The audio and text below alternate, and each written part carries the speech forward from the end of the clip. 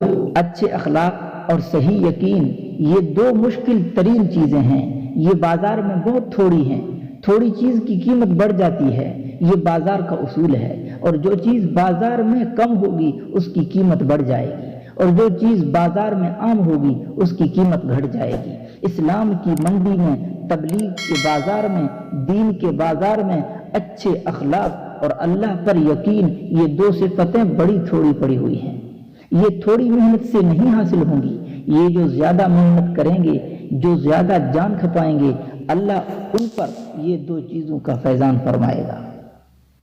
اخلاق کا جب جنازہ نکلتا ہے تو محبتوں کے بھی جنازے نکلتے ہیں، اور زندگیاں ویران ہو جاتی ہیں، زندگیاں ویران ہو جاتی ہیں، دشت بن جاتی ہیں، زندگیاں صحرا بن جاتی ہیں۔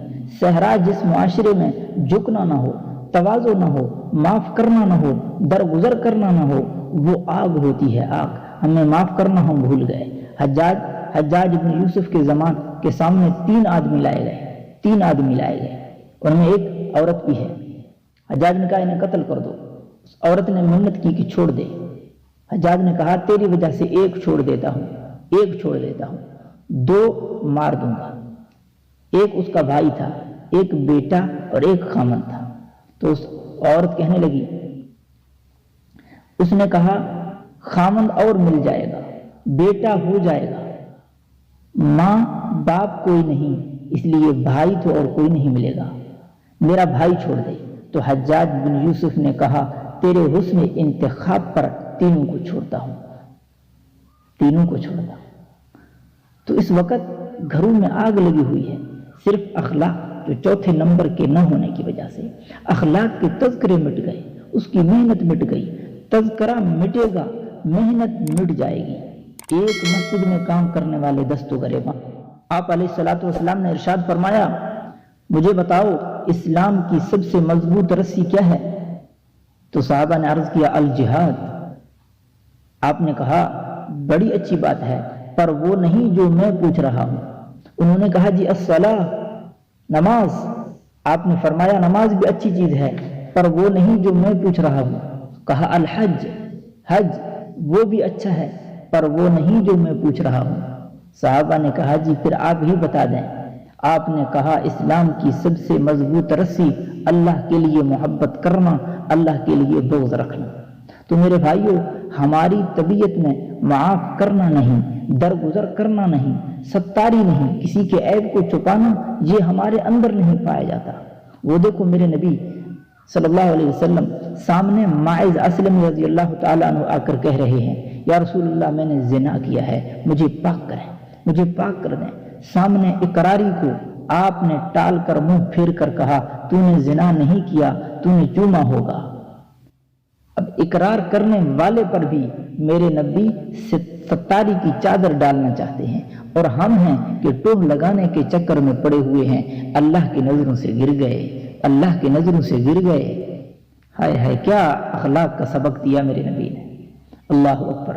آج محکموں میں آگ لگی پڑی، شکایتوں سے گھروں میں آگ لگی پڑی، شکایتوں سے میاں بیوی میں آگ لگی پڑی، شکایتوں سے بھائی بھائی سے متنفر ہے، شکایتوں سے باپ بیٹے سے متنفر، شکایتوں سے پڑوسی پڑوسی سے متنفر۔ ذرا غور کرتے جائیں کہ ایک حکم کے ٹوٹنے سے کیا فساد آیا پڑا ہے، اور پھر اس کی دعوت مٹتی چلی جا رہی ہے۔ خالی گنوا دیتے ہیں، ایک دوسرے کا اکرام کرو، چلو بھائی آگے فرق مراتب مٹ گیا۔ حضرت اسامہ بن زید رضی اللہ تعالیٰ عنہ حضور کی اونٹنی پر سوار تھے حج کے موقع پر، تو عرفات میں جب مزدلفہ کو چلنے لگے تو عین موقع پر انہیں تقاضا ہو گیا، پتہ نہیں کس وجہ سے وہ لیٹ ہو گئے، استنجے کا تقاضا ہوا یا کوئی اور تقاضا ہوا، لیٹ ہو گئے۔ تو آپ صلی اللہ علیہ وسلم ان کے انتظار میں کھڑے رہے، سارا مجمع کھڑا رہا، آپ کھڑے ہوئے تو ان کو خاصی دیر لگ گئی۔ آپ نے ان کا انتظار کیا، یہ نہیں کہا کہ چلو خود ہی آ جائے گا، انتظار کیا۔ جب وہ تشریف لائے اور اونٹنی پر آپ کے پیچھے بیٹھے تو یہ یمن کے لوگ جو اس وقت حج میں شریک تھے، آخری حج میں عرفات کے میدان میں، وہ کہنے لگے اس کالے کی وجہ سے سب کچھ روک رکھا تھا۔ ان کا رنگ کیونکہ کالا تھا، حبشی تھا، ماں کے مشابہ تھے، زید کے بیٹے تھے، لیکن ماں سے مشابہت بہت تھی، حبشی رنگ کے تھے، وہ کہنے لگے کہ اس کالے کی وجہ سے سب کو روکے رکھا۔ اب اندازہ لگاؤ، حضور اکرم صلی اللہ علیہ وسلم کے انتقال کے بعد یہ سب لوگ مرتد ہو گئے اور کفر ہی میں قتل ہو گئے، ایمان بھی نصیب نہیں ہوا۔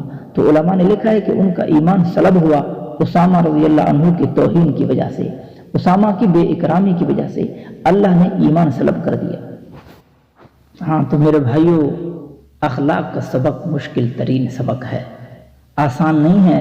کسی کی گالی سن کر دعا دینا آسان کام نہیں ہے، کوئی منہ پھیر جائے اس کو سلام کرنا آسان نہیں ہے۔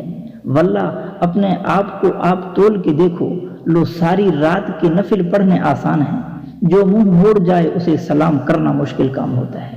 1 سال کا پیدل سفر آسان ہے، پچھلی گلی میں جو حال پوچھنے نہیں آتا اس کا حال پوچھنے جانا بہت مشکل ہے۔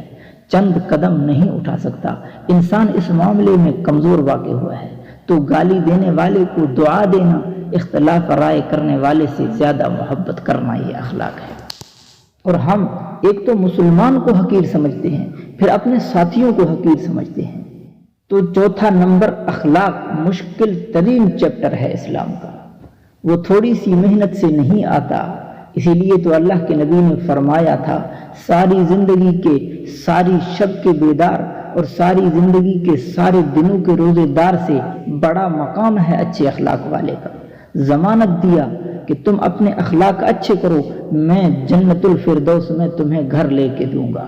اتنی بڑی ضمانت آپ علیہ الصلوۃ والسلام دے رہے ہیں۔ تو میرے بھائیوں، آج اس مجمع میں جتنے بھی آئے ہوئے ہیں، آپ سے بس صرف ایک ہی گزارش کروں گا کہ اپنے اخلاق ٹھیک کر لو، معاف کرنا سیکھ لو، درگزر کرنا سیکھ لو، ستاری کرنا سیکھ لو۔ آج اسی اخلاق کے نہ ہونے کی وجہ سے بیٹا باپ کا گریبان پکڑ رہا ہے۔ بیٹا جس بدبخت کو اس نے جنا، اس کے پیشاب دھوئے، اس کے پاخانے دھوئے، اس کو لیے ہسپتالوں میں پھرا، وہ باپ کو گالیاں دے رہا ہے، ماں کو گالیاں دے رہا ہے۔ ایک ماں کی کوکھ سے جنم لینے والے بچے، ایک چھاتی کا دودھ پینے والے، ایک گود میں سونے والے، ایک تھالی میں کھانے والے، ایک پیالے میں پانی پینے والے، ایک چارپائی پر برسوں باہوں میں باہیں ڈال کے سونے والے، چند پیسوں سے ایک دوسرے سے ایسے متنفر ہوئے کہ گولی مار دیں۔